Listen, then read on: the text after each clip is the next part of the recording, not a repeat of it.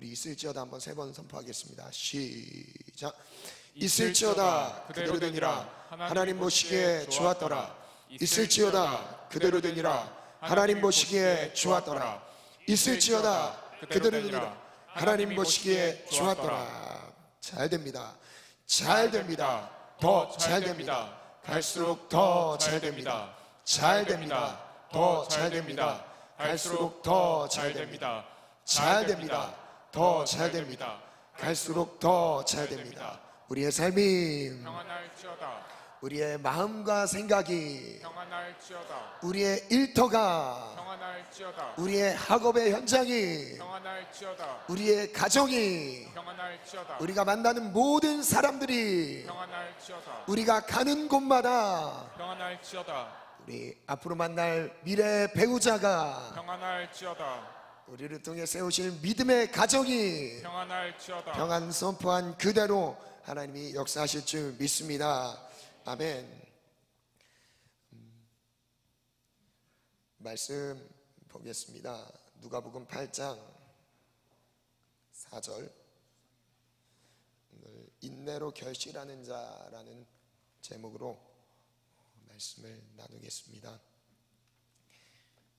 지난주에 이어서 추수감사절, 감사절에 우리가 하나님께 감사의 영광을 올려드리는 구체적인 기도의 제목은 열매에 대한 것이죠. 그래서 한 해 동안 하나님께서 오곡백과 많은 과일들 그리고 열매와 결실들을 하나님께 감사 올려드리며 이 모든 것이 하나님의 은혜로 하나님이 공급하신 은혜로 우리에게 주어진 것입니다 고백하는 내용이었죠. 그러나 그 감사의 중심에 빠져선 안 되는 우리를 모든 죄와 사망에서 구원하신 십자가의 은혜에 대한 감사 놓치지 말라는 말씀을 나눴었습니다. 오늘은 그 말씀에 이어서 우리가 실제 삶에서 열매를 맺기 위한, 결실하기 위한 비결에 대한 내용을 다루겠습니다. 인내로 결실하는 자인데요. 우리 첫 번째 한번 보겠습니다. 첫 번째가 아닌가요? 네, 말씀 한번 띄워주시겠어요? 시작. 4절 시작. 각 동네 사람들이 예수께로 나와 큰 무리를 이루니 예수께서 비유로 말씀하시되. 예수님께서 많은 이적들을 행하셨습니다. 그래서 예수님을 보기 위해, 예수님을 경험하기 위해 많은 무리들이 예수님을 따랐어요. 그래서 지금 이 읽어드린 함께 읽은 4절 말씀에는 이렇게 기록하고 있습니다. 큰 무리가 예수님을 따르기 위해 모였습니다. 예수님을 따르게 되는 이 무리들이 분명히 구경꾼들도 있었을 것이고 예수님을 만나고자 하는 사모한 마음도 분명히 있었을 것입니다. 그런데 예수님을 따르게 된 이유들이 있습니다. 그것은 예수님을 통해서 인간으로서는 도저히 할 수 없는 초자연적인 역사들이 나타났던 거예요. 인간의 지혜와 인간의 이성으로는 설명이 되지 않는, 설명할 수 없는 이적과 기적들을 예수님께서 보여주셨습니다. 그래서 많은 사람들이 정말 예수님을 보면서 하나님을 봤던 거죠. 사람으로 할 수 없는 일들을 예수님께서 보여주셨어요. 병든 자를 치유하셨습니다. 그리고 많은 이적들을 나타내셨어요. 귀신 들린 자를 쫓아내 주셨어요. 그리고 그 귀신에서 해방시켜 주셨습니다. 삶에 풀리지 않는 문제들을 가져왔을 때 예수님을 만남으로써 그 문제들이 해결받는 일들이 나타났던 거예요. 그래서 모일 수밖에 없었던 거죠. 예수님이 가시는 동네마다 많은 무리들이 예수님을 따랐습니다. 이유는 무엇이라고요? 문제를 가지고 이 풀리지 않는 문제를 해결받고자 나왔던 거죠. 말씀해 보면 누가복음 4장 14절 말씀부터 한번 읽겠습니다. 14절 15절 시작. 예수께서 성령의 능력으로 갈릴리에 돌아가시니 그 소문이 사방에 퍼졌고 친히 그 여러 회당에서 가르치심에 뭇사람에게 칭송을 받으시더라. 예수님이 가르쳤던 교훈은, 그리고 예수님이 가르쳤던 내용들은요, 이전에 바리새인들과 종교 지도자들, 율법사들이 가르쳤던 내용들과 전혀 다른 내용들이었습니다. 어쩌면 그 내용들은 똑같았을 수 있어요. 하나님의 말씀에 순종해야 된다, 그리고 그 말씀대로 살아가야 되면서, 그리고 하나님을 예배해야 되고 경배해야 되면서 하나님을 사랑합시다, 이런 내용들도 분명히 있었겠죠. 아니, 예수님 분명히 이런 내용들을 가르쳤습니다. 그러나 다른 복음서에는 어떻게 예수님이 가르쳤던 교훈에 대해서 설명하시냐면, 예수님이 가르쳤던 교훈에 대한 수식어가요, 권세 있는 가르침이라고 말씀하셨어요. 권세 있는 새 교훈으로까지 말씀하십니다. 그러면서 따르는 게요, 귀신들이 떠나갔대요. 예수님이 가르치는 그 현장에서 그 가르치는 내용, 그 내용만 있었던 게 아니라 그 따르는 표적들도 가르치는 현장에, 예배 현장에, 예수님을 만나는 현장에 따랐던 것이었어요. 그래서 5장 17절에 읽겠습니다. 시작. 하루는 가르치실 때에 갈릴리의 각 마을과 유대와 예루살렘에서 온 바리새인과 율법 교사들이 앉았는데 병을 고치는 주의 능력이 예수와 함께하더라. 예수님에게 어떤 은혜가 함께했다고 그래요? 병을 고치는 능력이 함께 하였다고 말씀하고 있습니다. 그 다음 말씀 한번 볼까요? 6장 17절 19절 말씀 읽겠습니다. 시작. 예수께서 그들과 함께 내려오사 평지에 서시니 그 제자의 많은 무리와 예수의 말씀도 듣고 병 고침을 받으려고 유대 사방과 예루살렘과 두로와 시돈의 해안으로부터 온 많은 백성도 있더라. 예수님을 만나기 위해서, 즉 예수님으로부터 치유함을 받기 위해서 원근 각처에서 몰려들기 시작합니다.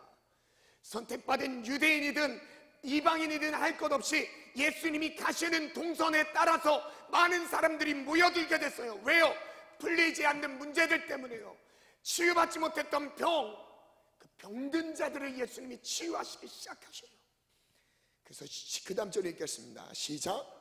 더러운 귀신에게 고난받는 자들도 고침을 받은지라. 그 다음에 읽겠습니다. 온 무리가 예수를 만지려고 힘쓰니 이는 능력이 능력이 예수께로부터 나와서 모든 사람을 낫게 함이러라. 예수님께서 그들의 병을 고쳐주시고 그들에게 치유를 선포하고 그들의 영혼을 회복시키시는 이 은혜들은요, 예수님 자신 스스로 혼자 했던 게 아니죠. 어떤 능력이 따랐대요? 예수님과 함께 병을 고치는 능력이 따랐대요. 예수님에게 그 능력이 있었다는 것이죠. 그리고 그 다음 5장 31절부터 한번 읽겠습니다. 시작. 예수께서 대답하여서 이르시되 건강한 자들에게는 의사가 쓸데없고 병든 자에게래야 쓸데있나니 내가 의인을 부르러 온 것이 아니요 죄인을 불러 회개시키러 왔노라. 예수님을 만났던 사람들의 간증들을 들어보면 성경 안에 담겨있는 예수님을 만났던 사람들의 간증 안에는요, 문제 있기 때문에 예수님께 나왔던 거죠. 여러분, 문제가 없으면 예배하지 않습니다. 내 삶에 문제가 없으면, 내 삶에 하나님으로부터 해결해야 될 문제들이 없으면 하나님께 나오질 않아요. 교만해집니다. 여러분, 그게 곧 교만한 거죠. 그러나 이 세상에서 삶을 살아가는 모든 사람들은요, 문제가 있습니다. 여러분, 문제가 없는 사람이 있을까요? 여러 가지 삶에 부딪히는 여러 가지 문제들도 있겠지만 그 문제들은 예수님께서 사실 그 문제들을 근본적으로 해결하시려고 오신 것은 아닙니다. 예수님이 이 땅에 오신 목적은 죄인을 불러서 회개시키러 오신 겁니다. 죄인들 부르러 오신 거예요. 그래서 이 예배당에 나오는 사람들은 공통점이 있습니다. 어떤 공통점이죠? 우리의 고백 가운데 나는 죄인입니다라는 고백을 가지고 나온 사람들의 모임이요, 교회입니다. 교회 안에 예배 드리는 사람들은 문제투성이에요. 죄악투성이에요. 그래서 주님의 보혈의 공로를 힘입어 의지함으로 나아가는 것이죠. 아멘. 그래서 예수님을 만났던 사람들, 그 사람들은 문제들이 너무나 많았습니다. 그리고 문제를 갖고 나와야 예수님을 만날 수 있었습니다. 이런 많은 사람들이 모였지만 문제는 누가복음 8장 4절에 말씀하고 계시는 큰 무리가 예수님을 보기 위해 따랐던 그 그리고 몰려들었던, 그리고 예수님을 체험했던 사람들도 있겠죠. 치유함을 받고 이적들을 체험했던 사람들도 분명히 있을 것입니다. 그러나 그들을 향해서 주님이 말씀하시는 거예요. 지금 이 비유는요, 네 가지 밭에 대한 비유인데요, 이 비유를 말씀하시는 이유는요, 모인 큰 무리들이 예수님을 따르고 모이긴 했지만요, 여러분, 그게 구원의 전부가 아닌 것을 주님이 지금 말씀하고 계신 겁니다. 그래서 우리 1번 보겠습니다. 한번 제목 읽겠습니다. 시작.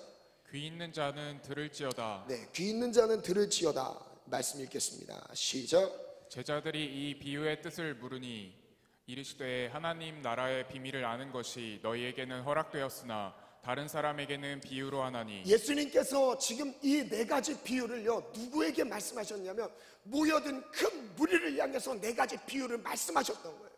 길가밭에 대한 비유, 돌짝밭, 그리고 가시덤불, 그리고 좋은 땅에 대한 비유를 말씀하셨습니다. 듣는 무리가 누구였다고요?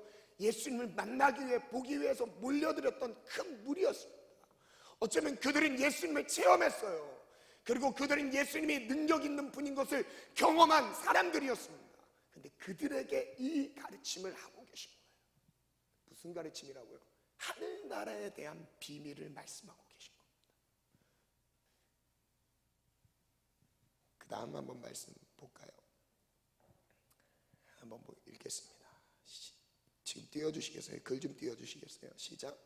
큰 무리가 모인 것만으로는 부족하다. 예수의 초자연적 능력을 체험하는 것만으로는 부족하다. 말씀에 씨가 자라 결실해야 한다. 결론은 하나님의 말씀을 듣고 순종으로 결실해야 한다. 네, 잠깐 멈춰주세요. 그 결론 먼저 말씀드리겠습니다. 큰 무리가 모였지만 그 모인 것만으로는 부족했습니다. 무엇이 부족했을까요? 구원의 문제가 부족했어요. 열매를 맺는 일에 부족했습니다. 예수님의 초자연적인 능력을 체험하는 것만으로는 부족했어요. 그래서 예수님께서 네 가지 비유를 말씀하시면서 그 씨가 곧 말씀이다, 그러면서 결론은 하나님의 말씀을 듣고 순종할 때에만 결실할 수 있다는 것을 강조하고 계신 거예요. 지금 그 결론을 그들에게 비유를 통해 말씀하셨던 겁니다.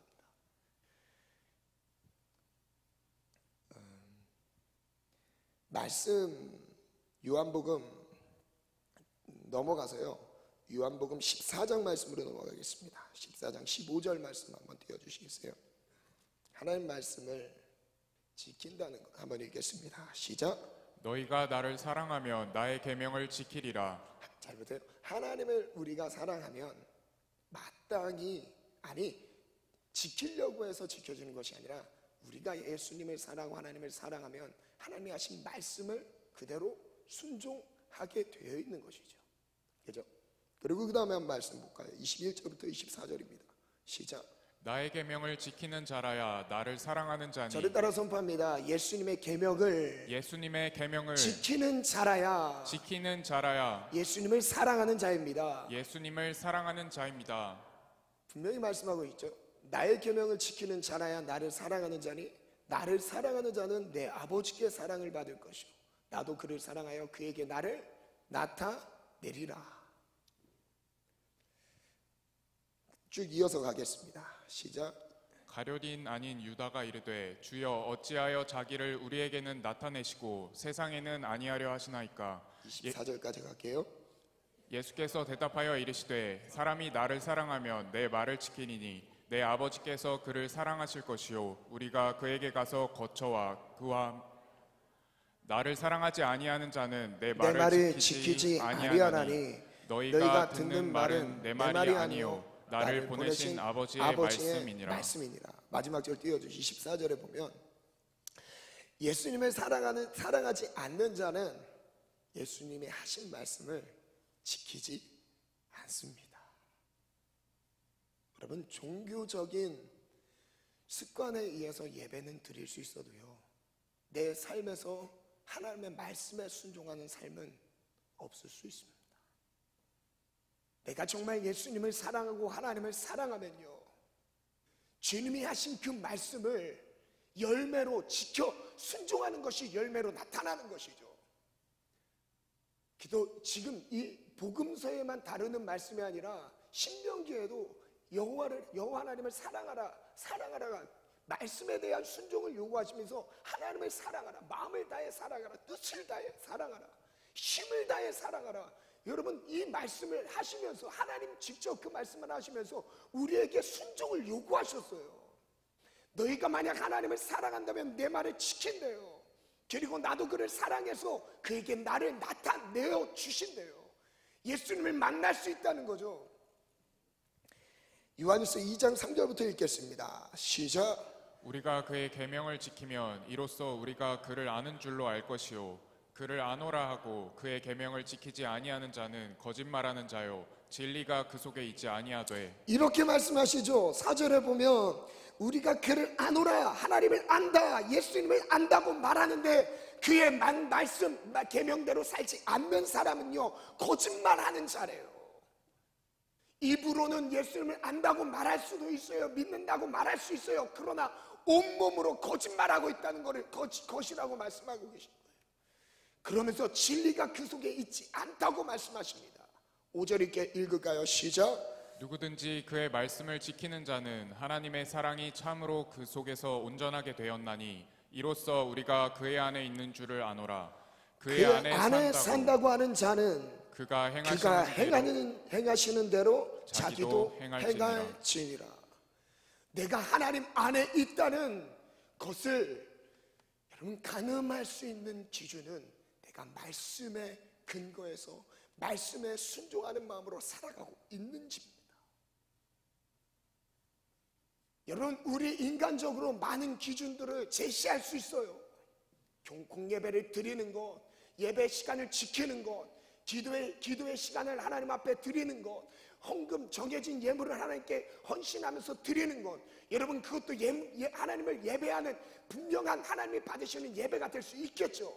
그런데요, 그 모든 것을 본질적으로 받쳐주는 내용은 무엇이냐면 하나님의 말씀에 순종하는 삶입니다.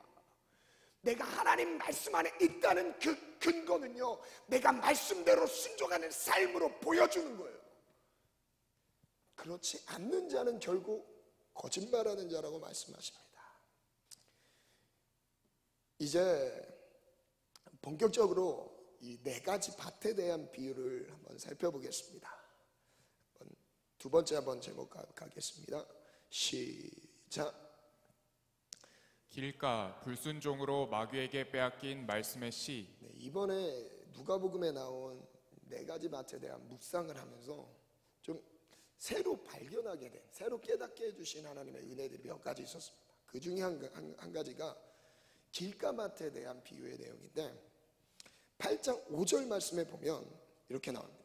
씨를 뿌리는 자가, 여러분 이 5절 말씀에서 동사를 한번 찾아가면서 보세요. 씨를 뿌리는 자가 그 씨를 뿌리러 나가서 뿌릴새, 동사 한 가지가 나왔죠. 뿌리다, 이게 3번 반복됩니다. 뿌릴새, 더러는 길가에 떨어짐에, 두 번째 동사 나오죠. 뭐죠? 떨어짐에, 그리고 그 다음 뭐 나오죠? 밟힘에, 밟혔어요. 그 다음 공중의 새들이 먹어버렸고. 동사가 진행되는 장면들을 한번 이미지를 떠올리면서 말씀을 읽어봤는데, 이게 저는 길가에 딱 떨어졌을 때 바로 마귀가 이 길가에 떨어진 씨를 낚아챈 것으로 사실 알고 있었는데 그게 아니더라고요. 어떤 의미냐면 길가에 떨어졌습니다. 근데 밟혀버렸어요. 밟힌 후에 새들이 와서 먹어버리죠. 그러면 누가 밟힐까요? 어떤 사람이 밟힐까요? 어떤 씨가 밟히게 될까요? 마태복음 5장 13절에 보면 너희는 소금이래요. 그러나 소금이 만일 그 맛을 잃으면 무엇으로 짜게 하려? 다만 밖에 벌어져 사람들에게 밟힐 뿐이니라. 즉 이거죠. 내 삶에 예수님의 말씀에 대한 순종의 삶이 없는 삶, 말씀에, 즉 내 삶으로 예수님을 보여주지 못하고 하나님의 살아계심이 드러나지 않는 삶 자체가 밟히는 삶이라고 주님 말씀하신 거죠. 결론적으로 말씀드리면 이런 의미입니다. 내 삶 속에서 예수의 삶을 잃어버리면 밟힌다는 거죠. 누가복음 8장 12절 말씀에 보면 한번 읽어볼까요? 시작. 길가에 있다는 것은 말씀을 말씀을 들은 들은 자니 자니 이에 마귀가 마귀가 가서 가서 그들이 믿어 구원을 얻지 못하게 하려고 말씀을 그 마음에서 빼앗는 것이요. 마귀가 말씀을 빼앗아가는 과정이 나오고요, 그 이유를 설명해 주셨습니다. 마귀가 왜 뺏어가죠? 구원을 받지 못하도록요. 여러분, 이것은 단순히 내 삶의 좋은 열매를 거두기 위한 이런 수준이 아닌 거예요. 내 안에 말씀이 없다는 건요, 말씀을 빼앗겼다는 건요, 무엇을 빼앗긴 거냐면 내 안에 주어진 영생을 마귀에게 빼앗기는 것입니다. 여러분, 이건 성경이 말씀하고 있는 내용이에요. 길가에 있다는 것은 말씀을 듣긴 들었어요. 듣지 않은 게 아닙니다. 듣긴 들었는데 마귀가 가서 그들이 믿어 구원하지 못하게 하려고 말씀을 어디에서 빼앗아 간대요? 마음에 있던 말씀을 빼앗아 가는 거예요. 즉 이런 의미입니다. 듣기만 하지 행하지 않는 자는 결국 이것은 불순종인 거죠. 내가 하나님의 말씀은 듣긴 했어요. 그래서 들어서 마음에 있긴 했습니다. 근데 순종하지 않으니까요, 그 말씀을 마귀가 바로 낚아채 갑니다. 왜요? 구원받지 못하도록요. 야고보서 1장 22절 한번 읽겠습니다. 25절까지입니다. 한번 읽겠습니다. 시작. 너희는 말씀을 행하는 자가 되고 듣기만 듣기만 하여 하여 자신을 속이는 자가 되지 이렇게 말라. 말씀하십니다. 말씀을 행하는 자가 되고 듣기만 하여 자신을 속이는 자가 되지 말래요. 조금 전에 읽어드렸던 말씀에서도 말씀 하나님 안에 있다고 요한일서 2장인가 3장의 말씀 아까 읽어드렸죠. 함께 읽었잖아요. 그 말씀 안에서도 우리가 하나님 안에 거한다고 하는데 말씀에 대한 순종이 없으면요, 그는 거짓말하는 자라고 말씀했고, 지금 야고보서 1장 22절에도요 너희는 말씀을 행하는 자가 되고 듣기만 하여 자신을 속이는 자가 되지 말라. 그리고 누구든지 말씀을 듣고 행하지 아니하면 그는 거울로 자기의 생긴 얼굴을 보는 사람과 같아서 제 자신을 보고 가서 그 모습이 어땠는지 곧 잊어버리는 자요. 거울 보고 자기의 생김새를 확인합니다. 그리고 거울을 내려놓으면 또다시 자기의 얼굴을 보기 위해서 또 거울을 드는 사람처럼 잊어버리는 사람이래요. 어떤 사람이요? 말씀에 대한 순종이 없는 사람이요.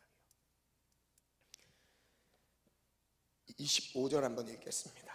시작. 자유롭게 하는 온전한 율법을 들여다보고 있는 자는 듣고 잊어버리는 자가 아니요 실천하는 자니 이 사람은 그 행하는 일에 복을 받으리라. 어떤 사람이 복 받는데요? 실천하는 자, 행하는 자 복을 받으리라. 계시록 20장 말씀 보겠습니다. 읽겠습니다.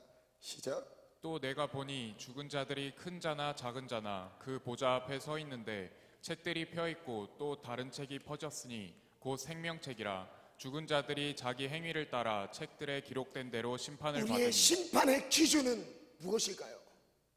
하나님의 말씀대로 우리가 심판을 받게 됩니다. 죽음에 이르렀을 때 이제 하나님의 심판대 앞에 서게 되는 날이 오게 돼 있어요. 한 사람도 피할 수 없습니다. 모두에게 적용되는 내용입니다. 하나님 심판대에 섰을 때 그 심판의 내용은요, 내가 행한 대로 심판을 받습니다. 그리고 그 다음 절 볼까요? 시작. 바다가 그 가운데에서 죽은 자들을 내주고 또 사망과 음부도 그 가운데에서 죽은 자들을 내주매 각 사람이 자기의 행위대로 심판을 받고. 또 강조하죠. 각 사람이 자기의 행위대로 심판을 받고. 하나님 말씀에 순종한 사람은요, 순종한 대로 상을 받겠죠. 그리고 하나님과의 더 깊은 교제 은혜 가운데 들어가겠죠. 그러면 말씀에 대한 순종이 없는 사람, 즉 말씀을 들었으나 듣기만 했지 행함이 없던 사람들은요 어떻게 된대요? 결국 그 기록된 대로 심판을 받는다고 하십니다. 그리고 14절 15절 읽겠습니다. 시작. 사망과 음부도 불못에 던져지니 이것은 둘째 사망 곧 불못이라. 누구든지 생명책에 기록되지 못한 자는 불못에 던져지더라. 그래서 우리가 정말 정말 수십 년 예배 생활을 했다 할지라도요, 많은 금액을 하나님께 헌신해서 예물로 드렸다 할지라도요, 만약 내 삶에 하나님의 말씀의 씨가 뿌려져서 그 뿌려진 씨에 순종하는 삶의 열매가 없다면요, 결국 그 삶은요 버림받을 수밖에 없습니다. 계시록 21장 27절 한번 읽겠습니다. 시작. 무엇이든지 속된 것이나 가증한 일 또는 거짓말하는 자는 결코 그리로 들어가지 못하되 오직 어린 양의 생명책에 기록된 자들만 들어가리라. 22장 7절 읽겠습니다. 시작. 보라, 내가 속히 오리니 이 두루마리의 예언의 말씀을 지키는 자는 복이 있으리라 하더라. 말씀에 순종하는 자, 지켜 행하는 자만 복이 있습니다. 그리고 마지막 10절에서 15절 읽겠습니다. 시작. 또 내게 말하되 이 두루마리의 예언의 말씀을 임봉하지 말라. 때가 가까우니라. 불의를 행하는 자는 그대로 불의를 행하고 더러운 자는 그대로 더럽고 위로운 자는 그대로 위를 행하고 거룩한 자는 그대로 거룩하게 하라.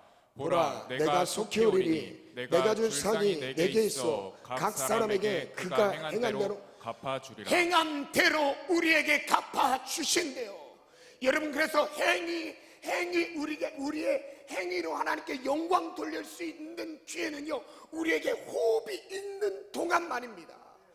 죽기 전까지 호흡이 있는 동안까지 우리는 우리의 삶으로 하나님께 영광 돌리는 거예요. 그리고 그 삶으로 하나님의 말씀에 순종하며 주님이 원하시는 법도와 규례대로 주님의 말씀대로 계명대로 따라 순종하며 살아가는 것이죠. 그래서 13절에 보면 나는 알파 오메가요 처음과 마지막이요 시작과 마침이라. 14절 15절 읽겠습니다. 시작. 자기 두루마리를 빠는 자들은 복이 있으니 이는 그들이 생명나무에 나아가며 문들을 통하여 성에 들어갈 권세를 받으려 함이로다. 개들과 점술가들과 음행하는 자들과 살인자들과 우상숭배자들과 거짓말을 좋아하며 지어내는 자는 다 성 밖에 있으리라. 아멘. 한번 글 띄워주시겠어요? 읽겠습니다. 시작. 길가에 뿌려졌다는 것은 마음의 말씀이 뿌려졌지만 불순종으로 마귀에게 빼앗긴 것을 의미한다. 중요한 건요, 말씀이 우리에게 들려졌어요. 그러나 그 들려진 말씀에 대한 순종이 없을 때, 들려진 말씀에 대한 순종이 없을 때 바로 즉시로요 마귀에게 빼앗기게 되어 있습니다. 왜요? 구원받지 못하도록요. 그 다음 문장 읽겠습니다. 하나님의 시작. 하나님의 말씀이 마음에 뿌려졌어도 순종하지 않으면 즉시 마귀에게 빼앗긴다. 마귀는 우리가 구원받지 못하도록 마음에 뿌려진 말씀을 빼앗는다. 그래서 말씀에 대한, 여러분, 하나님이 이 한 주 동안 우리에게 들려주신 말씀에 대한, 그리고 삶을 살아가면서 순간순간 주시는 말씀에 대한 감동에 따라서 여러분 순종으로 취하시기 바랍니다. 여러분, 주신 감동을요 소멸하게 되었을 땐 결국 그건요 하나님 내게 주신 말씀의 씨를요 마귀에게 빼앗기는 것과 같은 맥락입니다. 마귀가 강압적으로 우리에게 주어진 그 말씀을요 뺏어갈 수 없어요. 처음에 우리에게 기회가 주어졌던 거죠. 그러나 순종하지 않았을 때 우리는 밟히게 돼 있습니다. 그리고 밟혀진 그 씨를요 새들이 낚아채 가는 거죠. 그 다음 3번 가겠습니다. 시작. 바위 시련 앞에 마른 뿌리. 8장 6절 말씀을 제가 읽어드릴게요. 더러는 바위 위에 떨어졌습니다. 싹이 났어요. 그러나 습기가 없으므로 말랐습니다. 뿌리를 깊이 내리지 못했습니다. 그리고 누가복음 8장 13절 이렇게 나옵니다. 그거에 대한 해석은 이와 같습니다. 바위 위에 있다는 것은 말씀을 들을 때 기쁨으로 받았어요. 근데 뿌리가 없으니까 잠깐 믿다가 시련 앞에서 배반하는 자입니다. 믿긴 믿었어요. 어느 일시적으로 동의했어요. 그리고 마음으로 정말 믿었어요. 인정했어요. 그러나 그 앞에, 그 믿음 앞에, 말씀에 대한 순종 앞에 시련이 말씀의 순종 앞에 시련이 가로막는 순간 바위에 뿌려진 씨는요 뿌리가 없으므로 거기서 바로 뿌리가 말라서 주님을 배반하는 자라고 말씀하십니다. 순종하지 않는 자, 곧 배반하는 자라고 말씀하십니다. 한번 기회를 한번 띄워주시겠어요? 읽겠습니다. 시작. 살아가다 보면 시련을 당하기 마련이다. 만약 마음에 말씀의 뿌리를 깊이 내리지 못한다면 말씀에 대한 순종을 포기하게 된다. 우리의 삶에서 시련이 없는 사람이 누가 있겠습니까?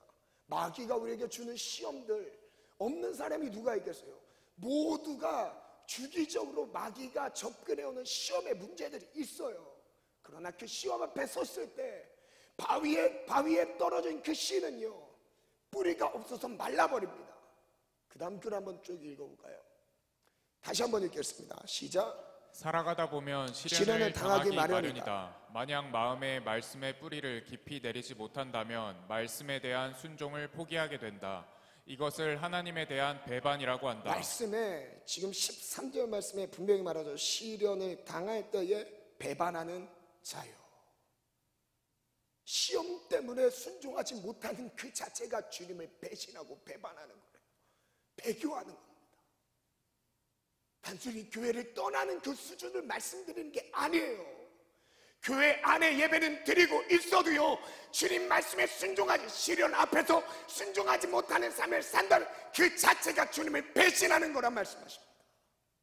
그 다음 한번 읽어볼까요? 시작. 말씀을 들었지만 마음에 뿌리를 내리지 않으면 결국 시련 앞에서 순종을 포기하게 된다. 그래서 순종을 포기하게 되죠.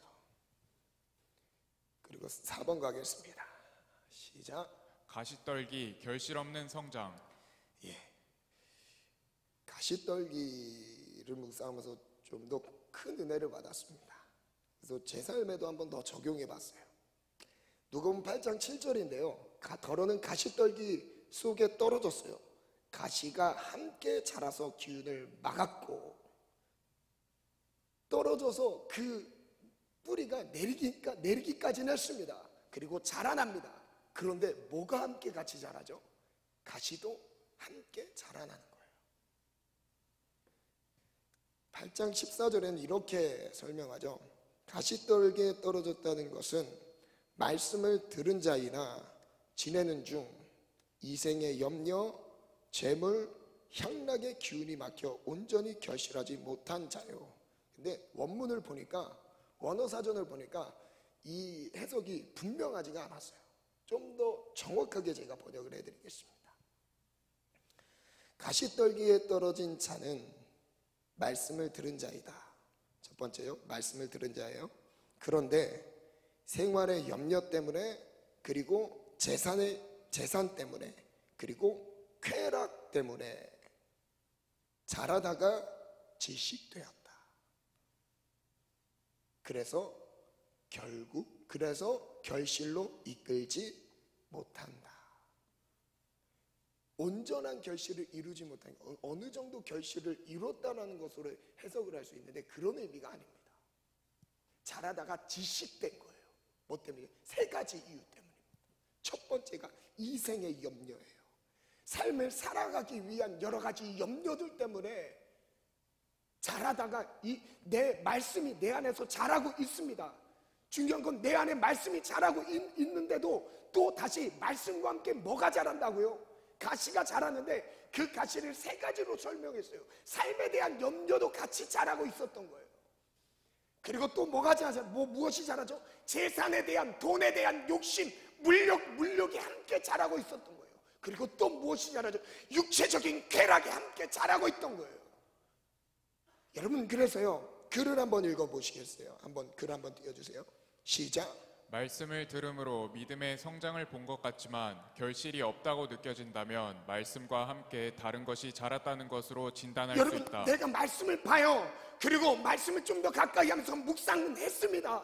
그리고 말씀에 순종하기 위해 많은, 그래도 뭔가의 노력을 다 쏟았어요. 그런데 신기하게 그 말씀이 내 안에 자라나는 것 같긴 했는데 그 말씀과 함께 또 다른 무엇인가가 자라났을 때 내 안에 열매들이 없다는 거예요.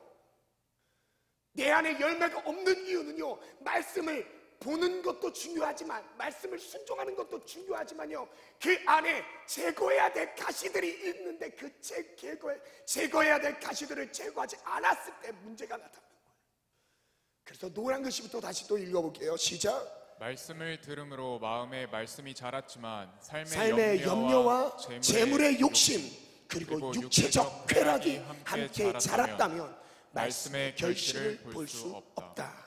그 다음 읽을까요? 시작. 결국 삶의 열매와 재물의 욕심, 육체적 쾌락이 말씀의 결실을 막게 되기 때문이다. 그래서 내 삶에 있어서 말씀에 대한 열매와 결실이 없었을 때는 반드시 이 부분을 진단할 수 있습니다. 내 마음에 말씀과 함께 다른 것들이 자라고 있다는 것. 그래서 마지막 노란 글씨 읽겠습니다. 시작.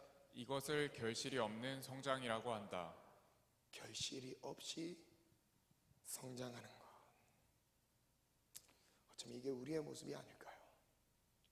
저와 우리 청년들의 모습이 아닐까요? 말씀을 보기 위해 노력은 했습니다. 그런데 제거해야 될 가시들을 같이 자라게 놔둠으로써 말씀으로 맺혀져야 될 열매의 기운들을 질식시켜서 죽이게 되는, 그래서 끝을 가면 그 열매는 나타나게 되어 있습니다. 누가복음 21장 34절 말씀 보면요, 한번 읽겠습니다. 시작. 너희는 스스로 조심하라. 그렇지 않으면 방탕함과 술 취함과 생활의 염려로 마음이 둔하여지고 뜻밖의 그날이 덫과 같이 너희에게 임하리라. 이 날이 온 지구상에 거하는 모든 사람에게 임하리라. 뭐 때문에 이 재앙이 임한대죠? 세 가지로 말씀하십니다. 방탕한 거, 술 취한 거, 그리고 생활의 염려 때문에 우리 마음이 둔하여집니다.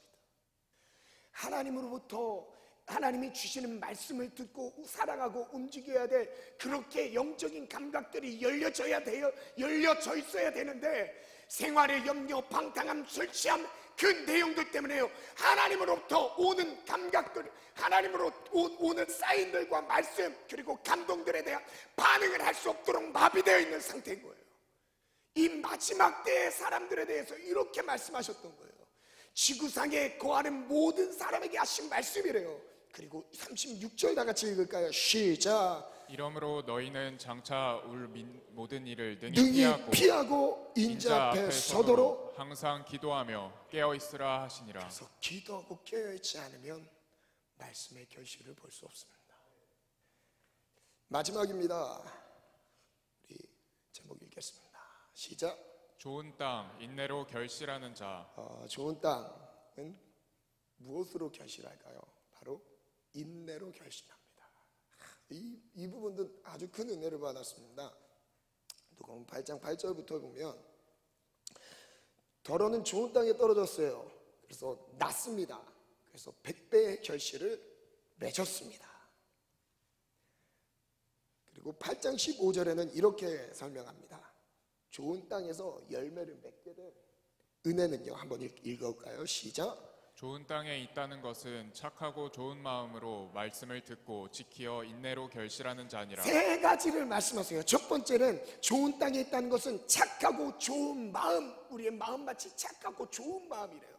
그리고 두 번째가 그 말씀을 듣고 지키는 거래요. 순종하는 겁니다. 어떤 말씀이 들려지든 하나님의 말씀이라면 그 말씀에 대해서 내 형편을 따지지 않고 그 말씀에 대한 순종으로 반응하는 거예요. 그게 착하고 좋은 마음인 거죠. 그리고 세 번째, 마지막으로 그 말씀을 듣고 지킨 사람들의 삶에서 어떤 은혜가 주어지죠? 인내로 결실하게 된다는 거죠. 그래서 인내 한번 띄워주시겠어요? 인내는 이런 의미가 있습니다. 그냥 참고 견디는 수준을 인내라고 말하지 않아요. 인내 헬라어로 휘프모네라고 하는데, 이것은 아래에서 견디다라는 뜻입니다. 아래에서 견디다, 즉 이런 의미죠. 어쩔 수 없이 가만히 참아내는 것이 아니라 더욱 능동적으로 이겨나가는 거예요. 삶에 어려움이 왔을 때 그냥 참고 인내하면서 버티는 수준이 아니라 그 어려움 가운데서 더 열심히 뚫고 나가는 거예요. 열심으로 그것을 감당해 나가는 것이, 그게 바로 인내라는 것이에요. 그때 떠올랐던 말씀이 있습니다. 요한복음 12장 24절 25절입니다. 반주 준비해 주시고요. 한번 읽겠습니다. 시작. 내가 진실로 진실로 너희에게 이르노니 한 알의 밀이 땅에 떨어져 죽지 아니하면 한 알 그대로 있고 죽으면 많은 열매를 맺느니라. 여러분, 이게 인내가 아닐까요? 아래에서 견디는 거. 예수님의 설교입니다. 지금 함께 읽은 요한복음 12장 말씀은 예수님의 설교인데, 예수님께서 진실로 진실로 말씀하셨어요. 한 알의 밀이 땅에 떨어져 죽지 아니하면 그 알 그대로 있고 만약 죽으면 많은 열매를 맺느니라. 25절 읽겠습니다. 시작. 자기의 생명을 사랑하는 자는 잃어버릴 것이요 이 세상에서 자기의 생명을 미워하는 자는 영생하도록 보전하리라. 마지막 정리하겠습니다. 인내로 결실한다는 말은 죽는 것입니다. 예수 그리스도의 십자가 죽음으로 온 인류의 구원을 낳은 것처럼 온 인류의 구원이 열매인 거죠. 그리고 예수의 죽음이 나의 죽음으로 받아들인 자의 삶에서 이제 그 삶 속에 열매가 맺히기 시작합니다. 우리 찬양 하나님은 실수하지 않으신다네 찬양 오래된 곡이어서 이제 모르는 지체들도 많이 있을 텐데요. 저는 하나님의 실수하지 않으심, 신실하심을 이 찬양의 가사 속에 좀 묵상하면서 고백으로 올려드리면서 우리가 말씀을 듣고 순종하는 삶에 대한 결단을 했으면 좋겠어요.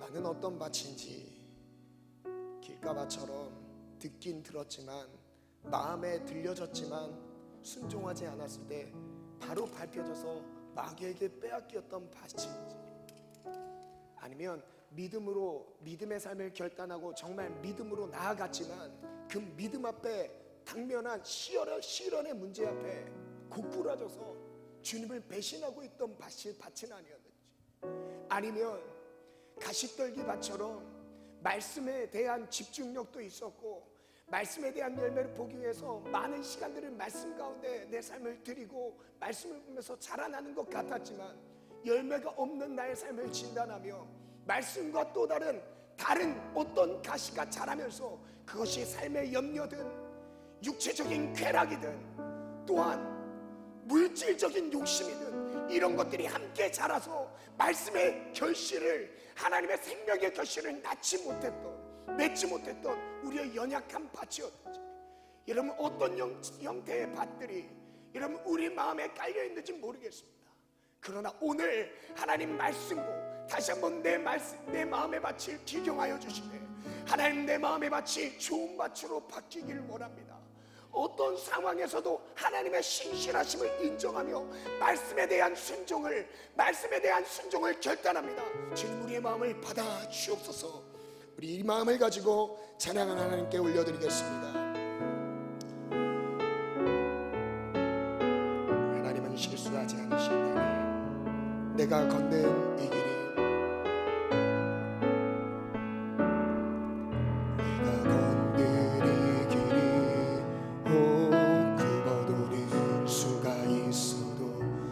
심장이 울렁이고 가슴 아파도 내 마음 속으로 여전히 기뻐하는 까닭에 하나님은 실수하지 않으시니세. 내가 세운 계획이 빛나같이 보리며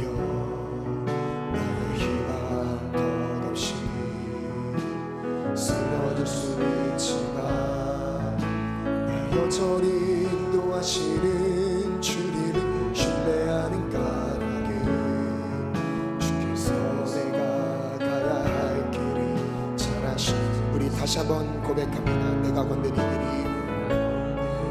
길이 굽어도는 수가 있어도 내 심장이 울렁이고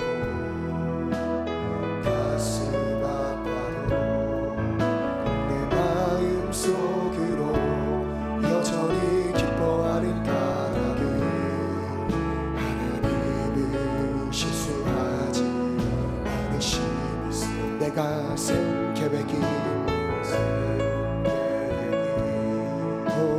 빛나같이 모르며 나의 희망 덧없이 쓰러질 수 있지만 날 여전히 인도하시는 주님을 신뢰하는 까닭은 주께서 내가 가야 할 길을 잘 아시면서 어두운 밤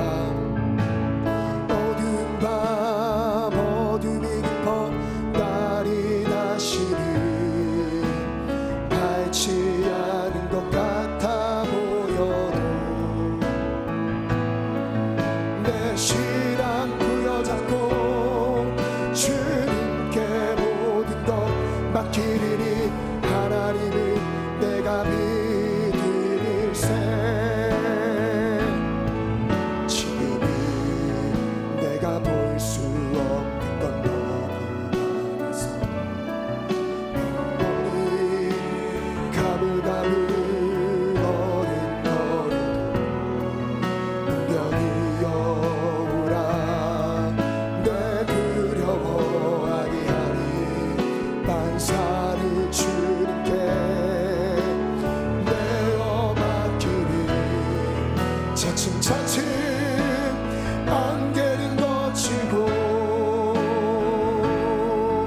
하나님 지신 빛이 뚜렷이 보이리라. 가는 길이 온통 어둡게만 보여도 하나님은 실수하지 않으신다네. 우리 다시 한번 이 찬양 고백 올려드릴 때 하나님 실수하지 않으신 하나님을 신뢰합니다. 내 삶이 아무리 어둡고 지금 하나님 말씀 가운데 벗어나 쓰러진 삶 가운데 주님 버려진 삶 같아 보일지라도 하나님 다시 우리를 예수 그리스도의 십자가로 회복시키시고 주님 우리가 말씀 앞에 죽어져 하나님 많은 열매를 결실할 수 있는 은혜를 허락하여 주옵소서. 우리 다시 한번 고백하겠습니다. 내가 걷는 이 길이 혹 빗물 수가 있어도 나의 심장이 울렁이고 가슴 아파도 내 마음 속으로 여전히 기뻐하는 까닭은 하나님은 실수하지 않으시면서 내가 세운 계획이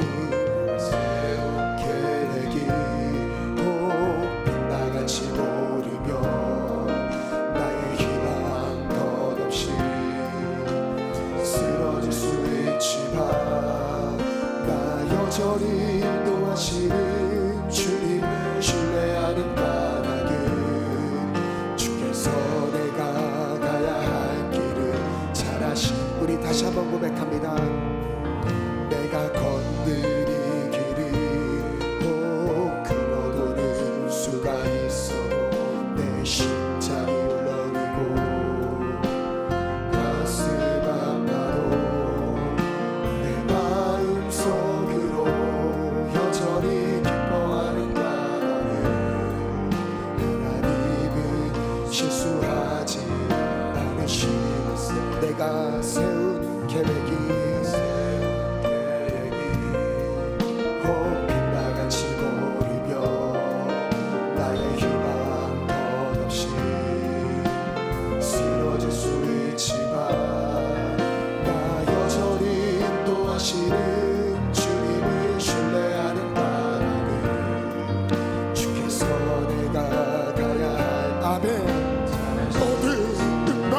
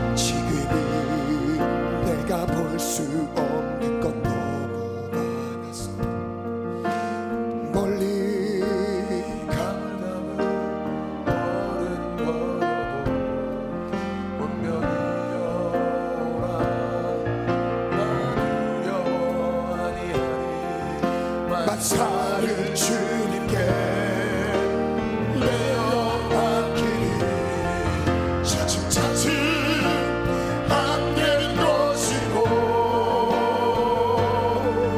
하나님 청년의 뜻 소망을 놓지 말고 신실하신 하나님 실수 없으신 하나님 믿고 신뢰하며 순종하며 따릅시다. 우리 다같이 주님 세움을 올리갑니다. 주여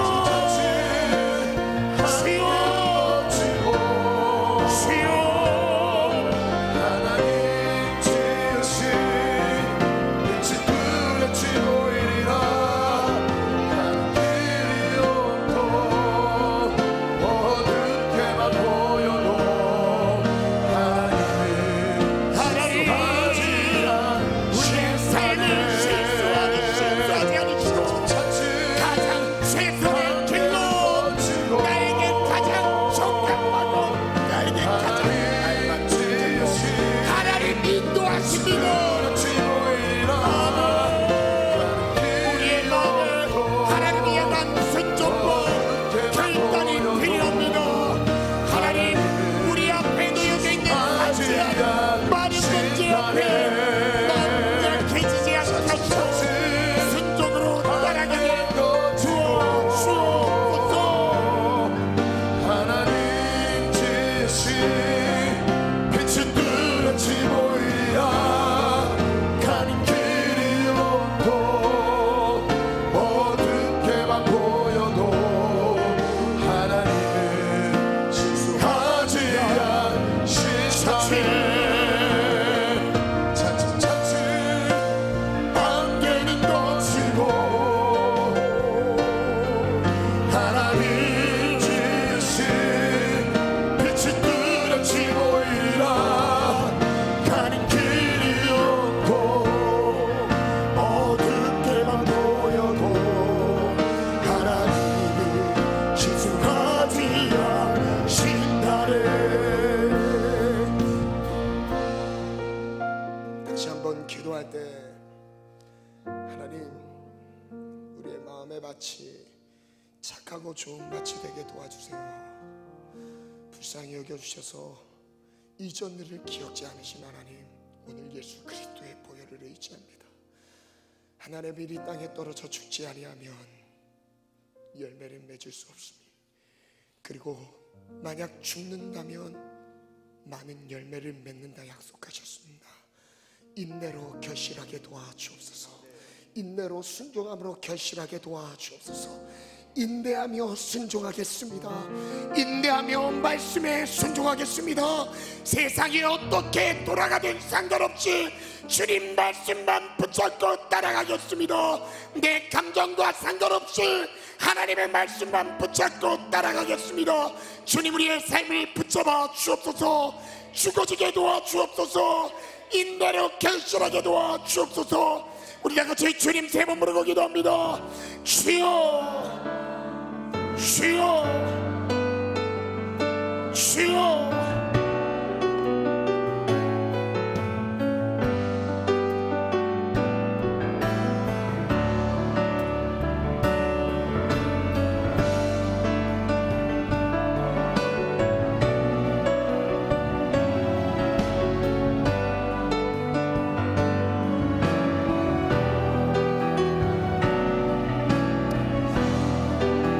착하고 좋은 마음으로 말씀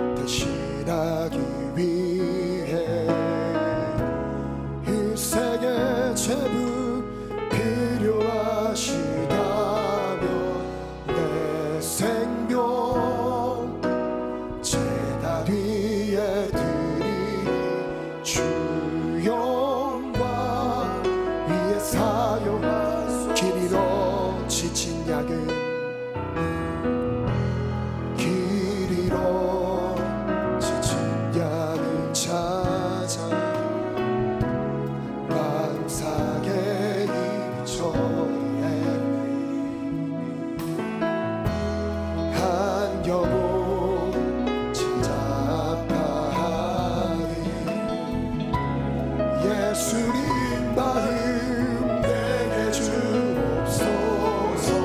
십자가 세상 위한 그 희생 눈물로 그 길 가게 하소서. 생명이